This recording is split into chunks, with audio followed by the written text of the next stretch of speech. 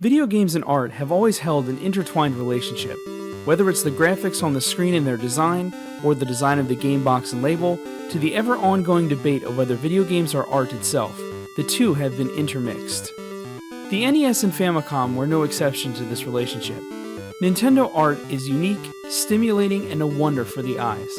I often buy duplicate carts for my collection just so I can have an extra copy of the label. So when I heard on Twitter about a visual compendium being compiled by Bitmap Books, I was super excited. I don't often back Kickstarter projects, but in this case, I jumped in wallet first. The Kickstarter project almost seemed too good to be true. The book was assembled from a seemingly endless list of video game creators and curators, and full of the art I grew up knowing and loving. I only wish there was a musical version of this type of project. I really need to put that on my idea list. Anyway, despite some minor objections from Nintendo, the book was greenlit, and those of us who backed the project eagerly awaited our copies of the book. My copy of the book arrived on Friday, and holy shit, it is awesome. I mean, just look at how huge it is.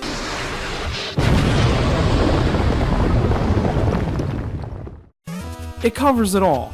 There are so many game visuals and stories in here that I could spend an entire year reading in and still not make it all the way through. I worked on Metal Gear for the NES when I was with Konami in Tokyo, which was still an important IP for Konami.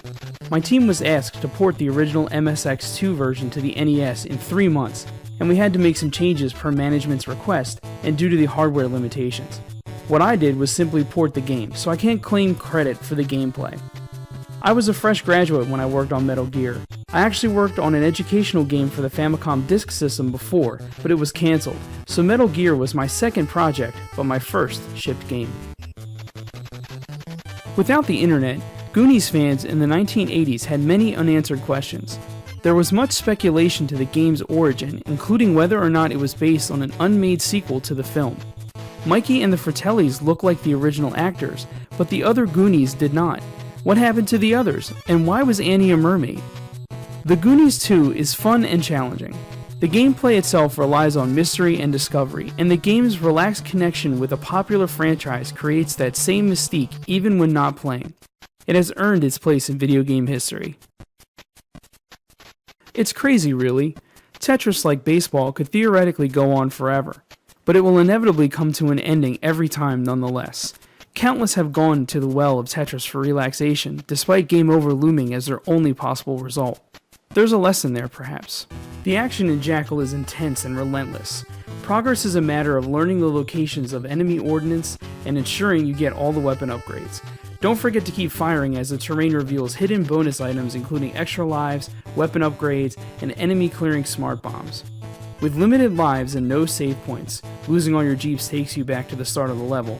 Jackal is unforgiving, but then the success is all the sweeter for it. A unique and classic 8-bit shooter. These are just a few of the stories out of over 500 pages.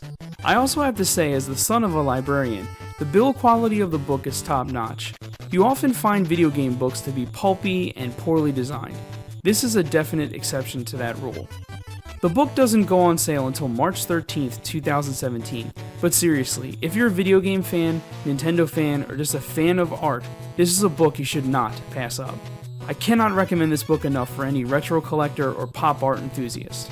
Yes, I know it's a book and not a video game, but seriously, it's worth every penny to be able to read some of these stories and experience video games as a still visual art form.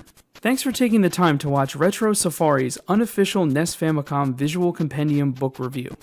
If you have any other books that are really cool or have some really great artwork that you'd like to share, please post them in the comments below and I'll be happy to pick them up and do a video review similar to this one.